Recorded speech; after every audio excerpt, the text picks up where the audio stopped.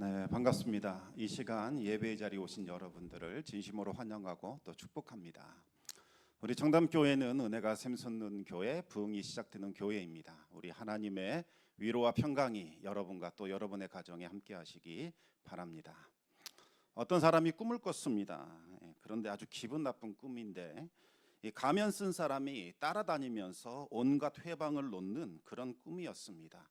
가면을 썼기 때문에 누군지 정체를 알 수 없었습니다. 돈을 많이 벌어서 행복해질만 하면 이 가면 쓴 사람이 나타나서 돈을 다 쓸어가 버렸습니다. 또 가정이 행복해질만 하면 가면 쓴 사람이 나타나서 행복을 쓸어가 버립니다. 중요한 순간마다 어김없이 나타나서 못된 짓을 하고 회방하고 못 살게 굴었습니다. 누구인지 알아보려고 다가가면 쏜살같이 도망쳐 버렸습니다. 그 후로도 그 가면 쓴 사람은 계속 나타나서 인생을 방해하고 힘들게 합니다. 그 사람을 잡고 싶었지만 잡을 수가 없었습니다. 결국 그 사람 때문에 모든 것을 다 잃어버리게 되었고 인생은 완전히 망가졌습니다. 이제는 모든 것을 포기하고 주저앉았습니다. 그런데도 또다시 그 사람이 나타난 겁니다. 빼앗아 갈 것 아무것도 없는데도 또다시 나타났는지 그 이유를 알 수 없었습니다. 화가 나서 소리를 질렀습니다. 도대체 당신은 누구요? 누군데 내 앞길을 막고 내 인생을 망치고 이렇게 실패로 이끌어 가는 거요? 이제는 정체를 밝히시오. 그 가면 쓴 사람이 움찔하면서 어쩔 줄 몰라 합니다. 그 틈을 타서 달려가 가면을 벗겨버렸습니다. 마침내 그 정체가 드러나게 됩니다. 그런데 그 얼굴을 보고서 속살아치게 놀랐습니다. 왜냐하면 그 사람이 바로 자신의 얼굴을 하고 있었기 때문입니다. 깜짝 놀라 꿈에서 깨어났지만 한동안 정신이 없었습니다. 누가 내 얼굴을 도용해서 이렇게 악한 짓을 하고 있는 걸까? 도대체 무슨 억하심정이 있어서 내 인생을 이렇게 망치려고 하는 걸까? 생각하면 생각할수록 혼란스럽고 두려워졌습니다. 그런데 가만히 지나온 날들을 돌이켜보니 그 사람의 정체는 바로 자기 자신이었습니다. 내 인생을 망친 주범은 다른 누군가가 아니라 바로 나 자신이었다는 거지요.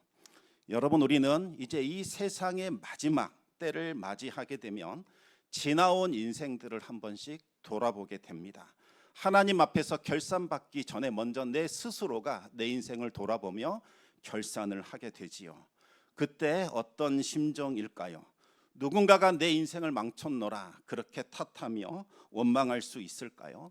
내가 져야 할 그 책임을 누군가에게로 떠넘길 수 있을까요? 그렇게 한다고 해서 내 잘못과 책임이 면제가 되는 걸까요? 그럴 수 없습니다. 성경은 모든 사람이 하나님 앞에 서서 지금까지 살아온 모든 것들을 아뢰게 된다고 말씀하고 있습니다. 하나님 앞에서는 그 어떤 것도 감출 수가 없습니다. 모든 것이 다 드러나게 될 겁니다. 겉으로 드러난 말과 행동뿐만 아니라 마음에 숨겨진 모든 뜻과 의도까지 다 드러나게 됩니다. 로마서 14장 10절에서부터 12절까지 말씀을 우리 같이 읽어보겠습니다. 내가 어찌하여 내 형제를 비판하느냐? 어찌하여 내 형제를 업신 여기느냐?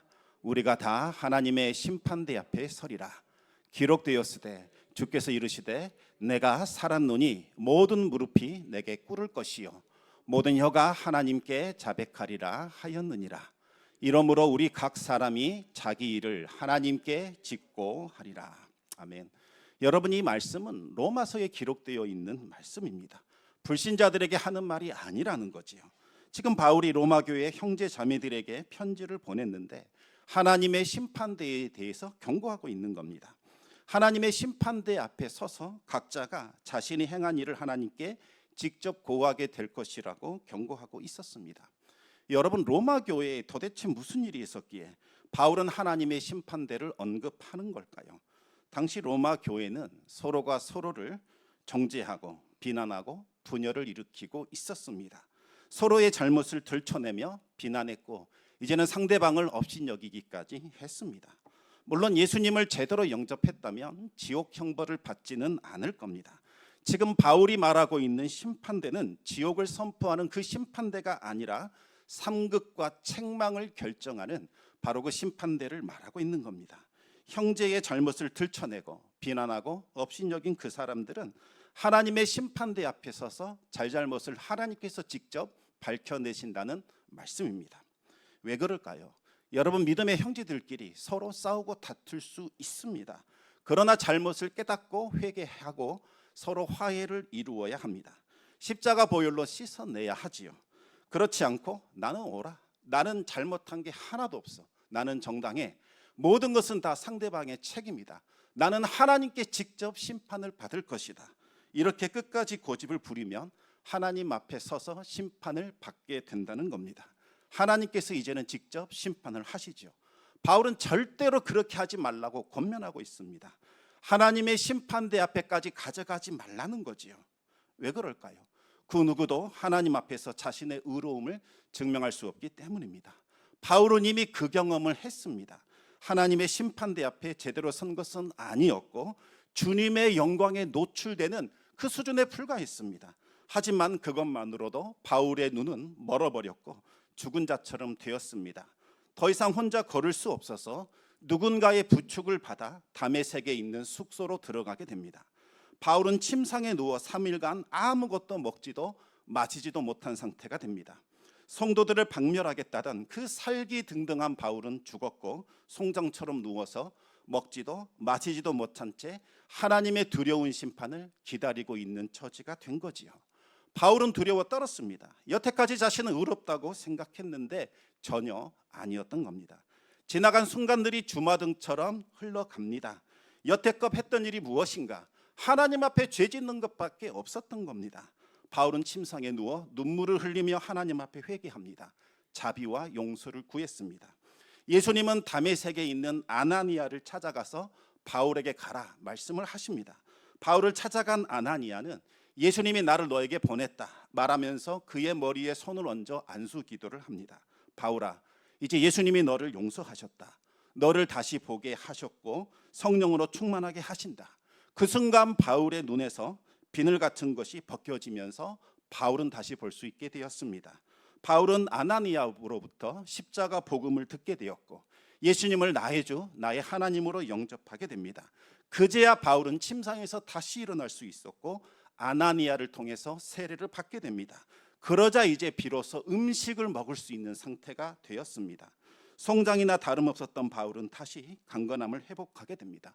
바울은 그때 경험했던 그 경험 그리고 예수님이 주신 계시의 말씀을 가지고 로마교회 성도들에게 제발 싸우지 말라 권면하고 있는 겁니다. 이제는 화해해야 되지 않겠느냐 그렇게 말하고 있는 거지요. 로마서 14장 13절에서부터 15절까지 말씀을 우리 한번 읽어보겠습니다. 그런즉 우리가 다시는 서로 비판하지 말고 도리어 부딪힐 것이나 거칠 것을 형제 앞에 두지 아니하도록 주의하라.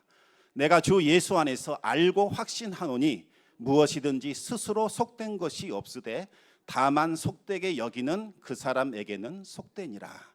만일 음식으로 말미암아 내 형제가 근심하게 되면 이는 내가 사랑으로 행하지 아니함이라. 그리스도께서 대신하여 죽으신 형제를 내 음식으로 망하게 하지 말라. 왜 로마 교회 성도들이 치고받고 싸우는지 이유가 나옵니다. 먹는 문제, 이것으로 싸웠습니다. 황제 숭배에 사용됐던 고기를 먹는 문제가 발단이 된 겁니다. 당시 로마 교회는 유대인 출신의 성도들 그리고 로마에서 나고 자란 이방인 성도들이 함께 뒤섞여 살고 있었습니다. 자라온 환경이 다르고 문화가 다르다 보니 예수님을 믿은 후에도 사사건건 충돌하며 싸운 거지요. 유대인 성도들의 입장에서는 황제 숭배는 우상 숭배입니다. 그 축제에 사용된 고기는 절대로 먹어서는 안 된다고 단호하게 주장을 합니다. 반면에 여태껏 그 고기를 먹고 살아온 이방인 성도들은 반발합니다. 무슨 소리냐? 우리는 여태껏 이 고기 먹어도 아무 문제 없었다. 예수님을 믿으면 구원받는 것이지 우리의 구원과 이것이 무슨 상관이 있느냐? 먹어도 된다. 당시 로마 황제는 자기의 나치를 드러내기 위하여 황제 숭배에 사용됐던 그 고기를 아주 헐값에 시중에 유통시켰습니다. 하층민들은 워낙에 가난했기 때문에 평소에 고기 먹지 못합니다. 그런데 이 황제 숭배 축제가 끝나면 고기들이 헐값에 유통되었기 때문에 사 먹을 수 있었습니다. 이때가 고기를 섭취할 수 있는 유일한 기회였던 거지요. 그래서 이방인 성도들은 과거의 방식대로 고기를 먹었던 겁니다. 그런데 유대인 성도들의 입장에서는 상상도 못할 일이었습니다. 아무리 고기가 먹고 싶다 할지라도 어찌 우상에게 바쳐진 그 고기 먹을 수 있나는 거지요. 다니엘을 생각해봐라. 다니엘은 고기 먹지 않아도 채소만 먹어도 얼굴이 좋아지지 않았느냐. 고기 먹어서는 안 된다, 이렇게 강요를 합니다. 이방인 출신 성도들은 무슨 상관이냐 따져 물었습니다. 고기 먹는다고 우리가 지옥 간단 말이냐, 너무나 율법주의에 빠진 것이 아니냐, 이렇게 항변을 한 거지요. 바울은 말합니다. 너희들 다 틀렸다. 왜 음식 가지고 형제 망하게 하느냐, 꾸짖었습니다.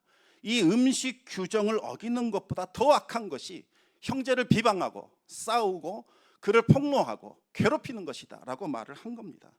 만약 부딪힐 만한 것이 있거나 서로에게 거칠 만한 것이 있으면 치워버려라. 왜 형제 앞에 두느냐라고 말을 하는 겁니다. 싸움거리, 시비거리를 없애라는 거지요. 바울은 음식 그 자체로는 속되지 않다라고 말을 합니다. 왜냐하면 우상 자체가 헛된 것이기 때문에 그 앞에 바쳐진 것, 그것 아무것도 아니라는 겁니다. 음식에는 아무 문제가 없다는 거지요. 축복하고 감사함으로 먹으면 그 음식은 우리에게 복으로 다가오게 된답니다. 문제는 그 음식을 보면서 이 속되다, 잘못됐다 그렇게 생각하고 문제를 삼으니 그렇게 보이는 것이고 양심의 거리낌이 생긴다는 겁니다. 형제를 근심하게 하는 것은 음식 자체의 문제가 아니다. 너희 안에 사랑이 없다는 증거다. 그렇게 말을 한 겁니다. 사랑하는 마음이 없으니 문제를 삼고 지적한다는 거지요. 정말로 사랑한다면 형제가 원하는 것을 용납해 줍니다. 형제가 음식 먹는 것 때문에 힘들어하면 안 먹으면 되는 거지요. 형제가 그렇게 음식을 먹고 싶어 하면 함께 기도하고 감사함으로 먹으라는 겁니다. 왜요? 그 형제는 그리스도께서 대신 죽으신 존귀한 형제이니 음식 가지고 그 형제 마음 아파하거나 그 형제 망하게 하지 말라는 겁니다. 그러면서 바울은 아주 중요한 말씀을 하게 됩니다. 로마서 14장 17절에서 19절까지 말씀입니다. 우리 같이 읽겠습니다. 하나님의 나라는 먹는 것과 마시는 것이 아니요 오직 성령 안에 있는 의와 평강과 희락이라. 이로써 그리스도를 섬기는 자는 하나님을 기쁘시게 하며 사람에게도 칭찬을 받느니라. 그러므로 우리가 화평의 일과 서로 덕을 세우는 일을 힘쓰나니. 단적으로 말했습니다. 하나님의 나라는 먹는 것, 마시는 것 이런 것 아니다. 무엇을 먹었느냐, 어떤 일을 했느냐, 어떤 규정과 규범과 원칙을 지켰느냐, 이것으로 결정되는 것이 아니라는 거지요. 성령 안에 있는 의와 화평과 희락이 드러나느냐, 그것을 보이면서 살아가느냐, 이것으로 결정된다는 겁니다. 하나님이 옳다고 인정하시는 하나님의 의, 하나님의 주시는 평강, 하나님이 주시는 기쁨과 즐거움이 있느냐로 결정됩니다. 쉽게 말하면 사람들이 다툽니다. 그런데 이 사람이 들어가면 화해가 됩니다. 그리고 서로가 화평하게 되고 서로 사랑하게 되고 서로가 서로를 겸손하게 섬기는 모습이 나타납니다. 그러면 이 사람은 하나님의 일을 하는 겁니다. 그런데 이 사람만 들어가면 교회가 싸움이 나고 분열이 생기고 마음 아프게 하는 일들이 나타납니다. 그것은 아무리 좋은 명분 내세워도 하나님의 일을 하고 있지 않다는 겁니다. 하나님의 영광이 나타나야 하고 하나님이 주시는 위로와 평강이 임해야 하고 하늘에 속한 기쁨과 즐거움이 차고 넘치는 곳에 하나님의 나라가 임하기 때문이죠. 그렇게 주님을 섬기는 사람이 하나님을 기쁘게 하고 사람들에게 칭찬을 받게 됩니다. 성도들이 힘써야 할 것은 바로 화평함을 누리는 겁니다. 서로의 덕을 세워줘야 합니다. 교회의 덕을 세워야 하지요. 그럴 때 교회는 하나님의 나라를 대표하고 하나님의 나라를 보여주는 천국의 대사관이 될 수 있습니다. 바로 그럴 때 성도들은 하나님은 이런 분이구나, 하나님을 드러내주는 하나님의 대사로서 살아갈 수 있게 됩니다. 예수님의 동생 야고보도 같은 말을 했습니다. 야고보서 1장 19절과 20절 말씀을 같이 한번 읽겠습니다. 내 사랑하는 형제들아, 너희가 알지니 사람마다 듣기는 속히 하고 말하기는 더디하며 성내기도 더디하라. 사람이 성내는 것이 하나님의 의를 이루지 못함이라. 아멘. 하나님의 의를 이루는 삶을 살아가려면 성내지 말아야 합니다. 성내는 것은 하나님의 일을 결코 이룰 수 없습니다. 사람이 성내는 것은 자기 의를 고집하고 드러내기 때문이죠. 기어이 나의 의를 이루려고 할 때 사람이 성을 내는 겁니다. 여러분, 하나님의 의와 자기 의는 완전히 반대되는 개념입니다. 함께 양립할 수가 없습니다. 하나님의 의라는 것은 하나님이 옳다, 바르다 인정해 주시는 것을 말하는 거지요.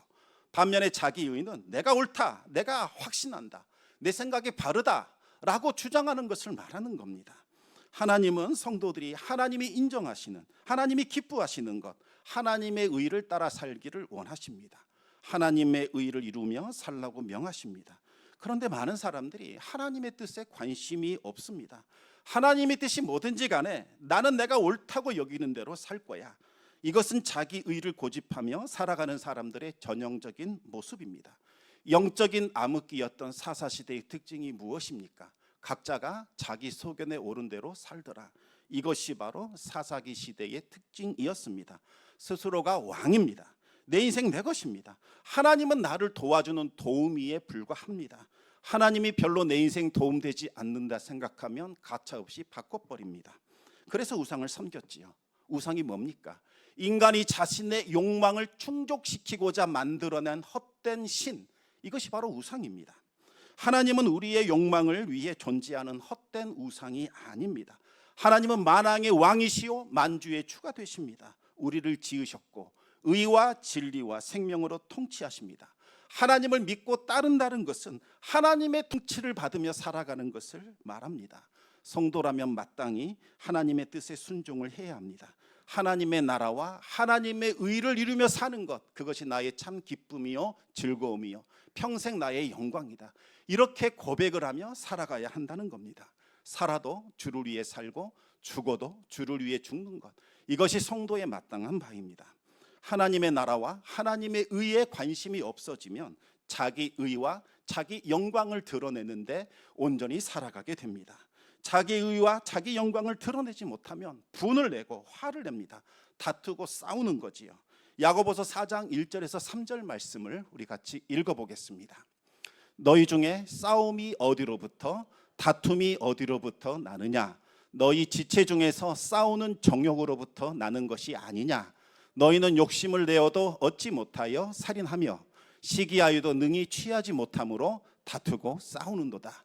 너희가 얻지 못함은 구하지 아니하기 때문이요 구하여도 받지 못함은 정욕으로 쓰려고 잘못 구하기 때문이라. 아멘. 야고보는 다투고 성내는 원인은 정욕 때문이라고 말하고 있습니다. 아무리 그럴싸한 명분과 이유를 내세운다 할지라도, 포장할지라도 그 본질을 속일 수는 없습니다. 자기 의와 자기 영광을 드러내고자 사람들을 불러 모으고 힘을 합치고 세를 규합하게 되지요. 여러분, 그렇게 하면 자기의 의와 자기 영광을 드러낼 수 있을까요? 그럴 수 없습니다. 야고보는 불가능하다고 말하고 있습니다. 시기하고 살인 저질러도 얻지 못할 것이라고 단정 짓습니다. 그러면 어떻게 해야 내가 높아지고 영광을 받을 수 있을까요? 자기 의를 버리고 하나님의 의를 따르면 하나님이 그 사람이 높여주십니다. 내 영광 버리고 하나님의 영광을 구하면 하나님께서 찬란한 영광에 동참시켜 주십니다. 이것을 믿지 못하니까 자꾸 싸우고 분내고 성을 일으키는 것이 아니겠습니까? 야고보서 4장 10절 말씀을 우리 같이 읽겠습니다. 주 앞에서 낮추라. 그리하면 주께서 너희를 높이시리라. 아멘. 주님 앞에서 낮추고 겸손해 주십시오. 그러면 주님께서 높여주시고 크고 놀라운 일들을 일으켜 주실 겁니다. 사도 베드로도 똑같은 말을 했습니다. 베드로전서 5장 5절과 6절 말씀입니다. 우리 같이 읽겠습니다. 젊은 자들아, 이와 같이 장로들에게 순종하고 다 서로 겸손으로 허리를 동이라. 하나님은 교만한 자를 대적하시되 겸손한 자들에게는 은혜를 주시느니라. 그러므로 하나님의 능하신 손 아래에서 겸손하라. 때가 되면 너희를 높이시리라. 아멘. 사람들은 착각합니다. 순종하면 왠지 내가 낮아지는 것 같습니다. 겸손하면 막 손해볼 것 같습니다. 그래, 내가 잘못해서 인정하는 순간 공개적으로 망신당하고 매도를 당할 것 같은 두려움을 느끼고 있습니다. 그러나 전혀 그렇지 않지요. 오히려 높아지고 영광을 얻게 됩니다. 하나님이 세우신 질서와 권위에 순종하며 한번 겸손해 보시기 바랍니다. 어떤 일들이 여러분의 삶 가운데 나타나는지 직접 확인할 수 있을 겁니다. 하나님께서 은혜를 부어주시고 하나님께서 높여 주실 겁니다. 여러분, 이 경건이 무엇인지 아십니까? 경건이라는 말은 하나님을 만날 때 느껴지는 두려움과 떨림, 이것을 말하는 겁니다. 하나님의 살아계심, 현존을 경험해 본 사람, 하나님의 크고 위대하심을 맛본 사람은 경건히 말하지 않아도 무엇인지 압니다. 언어로 규정할 수 없는 크고 두려움과 신비를 느끼게 되지요. 인간이 하나님 앞에 경건할 수밖에 없습니다. 만왕의 왕이요 만주의 주가 되시는 하나님 앞에 섰는데 어떻게 두려워 떨지 않을 수 있단 말입니까? 그런데 하나님을 체험한 그 경험은 순식간에 사라져버리지 않습니다. 우리의 삶에 지대한 영향을 미치게 됩니다. 예배가 달라지기 시작합니다.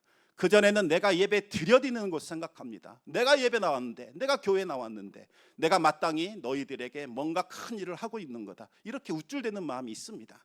그러나 하나님의 현존을 경험하게 되며 이토록 놀라운 자리에, 이 축복된 자리에 나를 불러주시고 이 자리에 앉아 예배할 수 있는 특권을 주신 하나님께 감사할 수밖에 없습니다. 두려워 떨므로 주님 앞에 나아가게 되는 거지요. 살아계신 하나님 앞에 나왔는데 어찌 이전처럼 그렇게 예배 드릴 수 있겠습니까? 두렵고 떨림으로 영과 진리로 하나님을 예배하게 됩니다. 그리고 하나님을 경외하는 그 사람은 삶의 자리에도 그대로 이어집니다. 이제부터는 내 마음대로 살지 못합니다. 왜요? 하나님이 지켜보시기 때문이지요. 하나님의 현존을 의식하면서 살아가게 됩니다. 하나님이 지금 내 모습 어떻게 말씀하실까? 하나님께서 나에 대해서 뭐라고 평가하실까? 저녁에 잠 못 잡니다. 일어나서 회개 기도하고 잠을 자야 푹 잠을 잘 수 있지요. 일어나면 기도하게 됩니다. 하나님, 오늘 하루도 주님 은혜 가운데 살게 해주십시오. 하나님의 현존을 경험하는 사람은 이와 같은 기도를 드릴 수밖에 없습니다. 이것을 헬라어로 코람데오라고 부릅니다. 하나님의 현존 앞에서, 하나님의 앞에서 살아간다는 뜻입니다. 종교개혁자들이 썩어버린 이 가톨릭의 그 성직자들을 향하여 너희는 하나님에 대한 두려움이 없다라고 선언하면서 우리는 늘 하나님을 의식하면서 하나님의 현존 가운데서 살아가고 있다, 코람데오를 외쳤던 거지요. 하나님 앞에 서 있는 것처럼 살아가는 것, 이것을 경건이라고 부릅니다.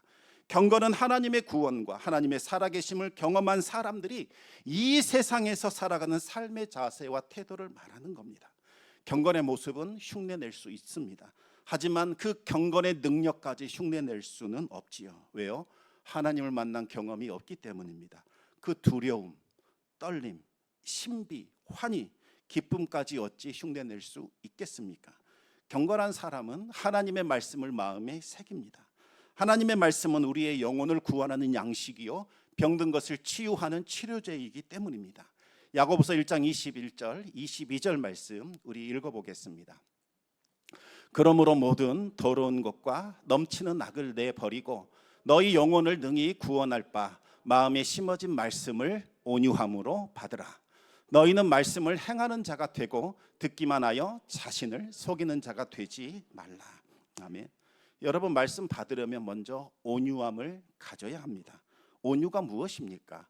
원래 이 온유라는 단어는 들짐승을 잘 길들여서 주인의 쓰임에 합당한 상태로 길들여진 상태, 이것을 온유해졌다라고 불렀습니다. 훈련과 길들임을 통해서 야생동물이 주인의 용도에 맞게 통제되었을 때에 온유해졌다라고 말을 했지요. 넓은 들판을 질주하던 야생마를 데려다가 훈련시켜 잘 숙달이 되면 온유해졌다, 이렇게 불렀습니다.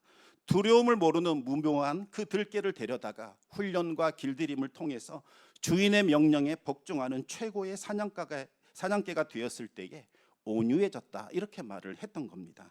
알렉산더 대왕이 탔던 그 말은 최고의 명마입니다. 온몸에 윤기가 흐르는 검은 털, 그리고 아주 크고 사나운 야생마였습니다. 알렉산더의 아버지가 큰 돈을 들이고 데려왔는데 아무도 길들일 수 없었습니다. 그 말을 바로 알렉산더가 길들인 거지요. 그 후로 그 말은 알렉산더와 함께 전쟁터를 누비면서 승리를 가져다 주게 됩니다. 그 후로 전쟁에 차출되는 가장 최고의 명마는 바로 야생마를 길들인 말로 그렇게 사람들에게 인식이 되었습니다. 길들인 야생마를 최고의 명마로 알아주는 것은 강인한 힘과 체력을 가지고 있기 때문만은 아닙니다.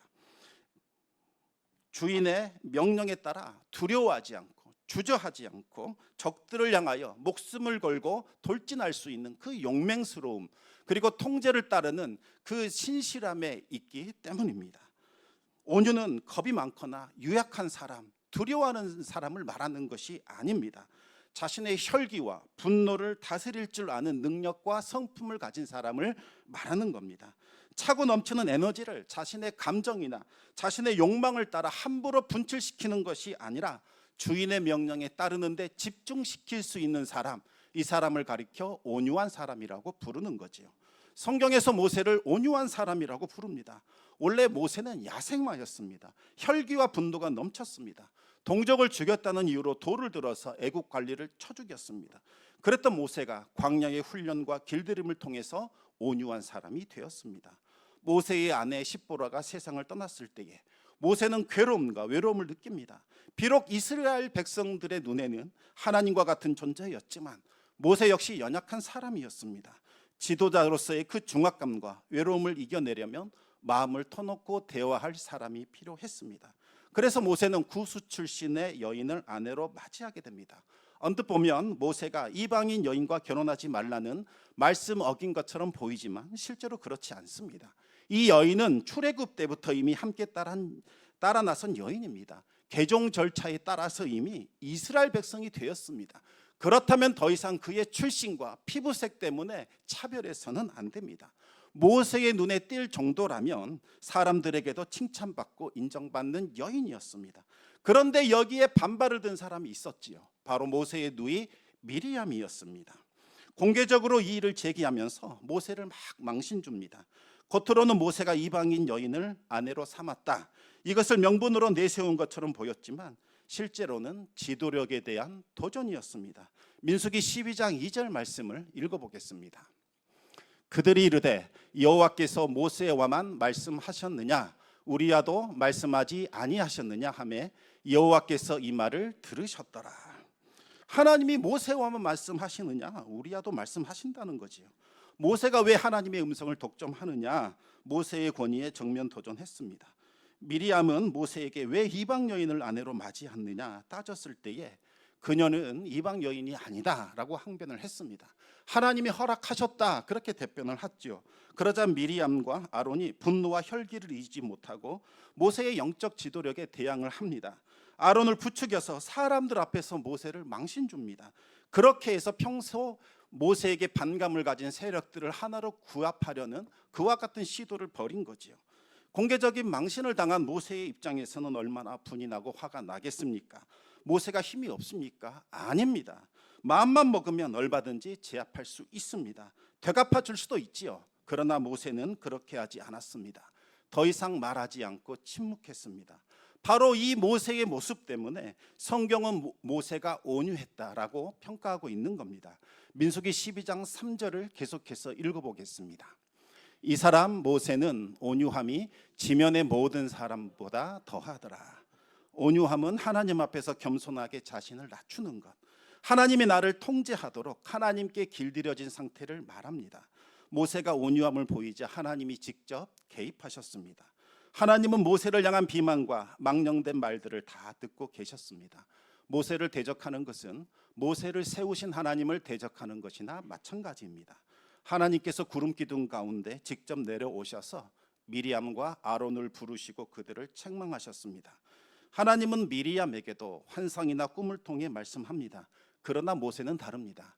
모세는 친구를 대하듯이 직접 대면하여 말씀합니다. 미리암은 자신이 하나님을 대변하는 것처럼 떠벌리고 있지만 그 속셈은 자신을 높이는 것입니다.